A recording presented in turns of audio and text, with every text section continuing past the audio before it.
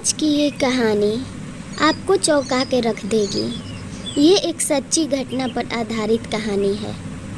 बिहार राज्य के एक गांव पियनिया में घटी ये घटना लोग आज भी नहीं भूल पाए हैं। पियनिया गांव एक बहुत ही खूबसूरत गांव है जो कि बिहार के भोजपुर ज़िले में बसा हुआ है। एक दिन उस गांव में बहुत ही दुखद खबर आती है। उस गांव में एक कपिल नाम के आदमी थे जिनकी मृत्यु हो जाती है। सारे गांव वाले ये दुखद खबर सुन बहुत चकित थे और आपस में ये बातें कर रहे थे कि इनकी मृत्यु के बाद इनकी पत्नी को ये खबर कौन देगा। बेचारे की शादी नई हुई थी, इनकी नई दुल्हन घर पे है और ना जाने उनके पास ये दुखद खबर लेके कौन जाएगा। बेचारे बहुत अच्छे थे। ये सारी बात कर अभी वो लोग सोच ही रहे थे, इधर उनकी पत्नी के पास उनकी सासू माँ आती हैं और कहती हैं, बेटा अनर्थ हो गया, हमारे घर में दुखों की पहाड़ टूट गई, धैर्य रखो, तुम्हारे पति अब नहीं रहे। ये सुन उनकी पत्नी ना ही रोती ना ही कोई जवाब देती, चुपचाप उस ओर चल देती जिस ओर उनके पति की पार्थिव शरीर रखी हुई थी। उनका ये रूप देख ना सिर्फ उनके घर वाले, पूरे गांव वाले चकित हो जाते। इधर गांव वाले परेशान थे उनके अंतिम संस्कार करने के लिए। उनके कितनी कोशिश करने के बाद भी वो लोग उनके शरीर को अंतिम संस्कार नहीं कर पाए। तभी वो वहीं आके बैठ जाती जहाँ पर उनके पति की शरीर रखी हुई थी। गांव वालों से कहती, आप लोग मुझे यहाँ देखकर घबराए ना, क्योंकि मैं जब तक यहाँ नहीं आती आप लोग इनको छू भी नहीं सकते थे और ना ही इनकी शरीर को जला सकते थे। गांव वाले ये सब देखकर हैरानी थे कि उनके अंगूठे से आग निकलती है और उन दोनों का पूरा शरीर जल जाता, बस उनका सर बचता।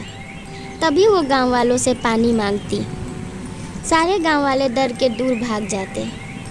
उनमें से एक हिम्मत करके पानी लाता और वो अपने पास बुलाती कि घबराने की ज़रूरत नहीं है, मेरे पास आओ और पानी दो। हिम्मत करके वो पास जाके आशीर्वाद मांगता।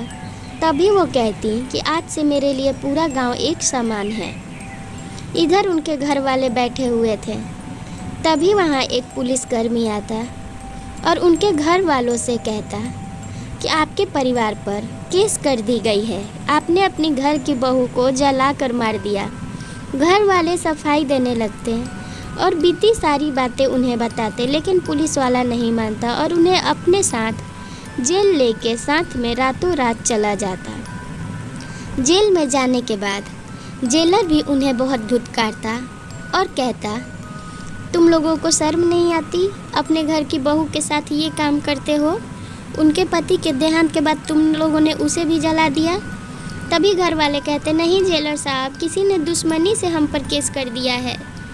आधे गांव वाले इस बात के सबूत हैं जो वहां पर थे कि हमने उन्हें नहीं जलाया, वो खुद से जल के सती हो गई हैं। पर जेलर नहीं मानता।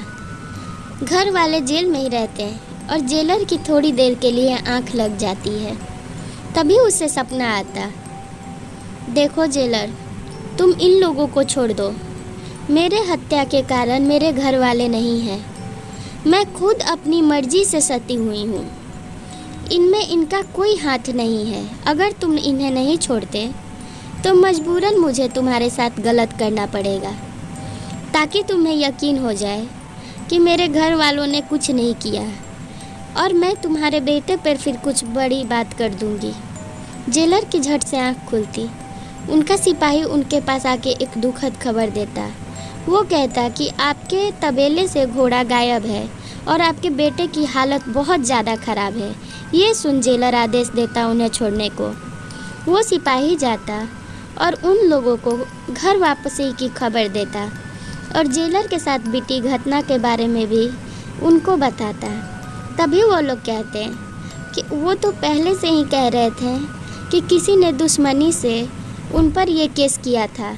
उन लोगों ने अपनी घर की बहू को नहीं मारा है। ये सब सुन के सिपाही चकित रह जाता और उसे तो अपनी कानों पर यकीन नहीं होता।